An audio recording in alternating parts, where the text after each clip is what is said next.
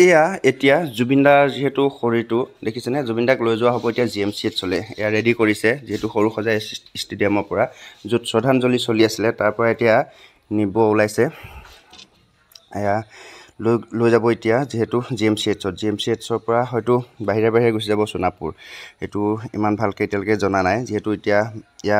ready কৰিছে ওলাইছে সৰু সজাই ষ্টেডিয়ামৰ পৰা উলিয়াই আছে এয়া লৈ যাব এতিয়া মৰণোত্তৰ পৰীক্ষাৰ বাবে আকৌ এবাৰ GMCHত লৈ যাব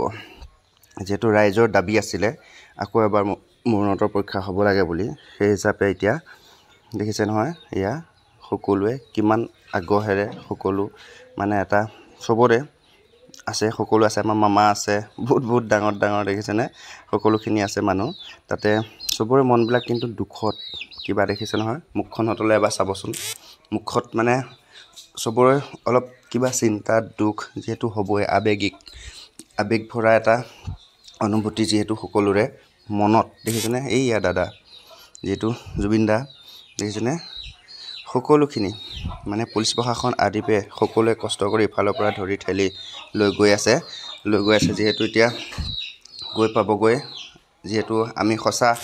ন্যায় যিটো ৰিপৰ্টটো আমি পাম বুলি আশাবাদী সেই হিচাপে চাওঁ কিমানখিনি পাওঁ এতিয়া যেহেতু GMCHলৈ লৈ গৈছে আমাৰ মামাই দেখিছেনে মামা আছেই লগতে যেহেতু মামাই এনি টাইম ইনভলভ হৈ আছে গোটেই জাৰ্নিটোত আপডেট হৈ আছে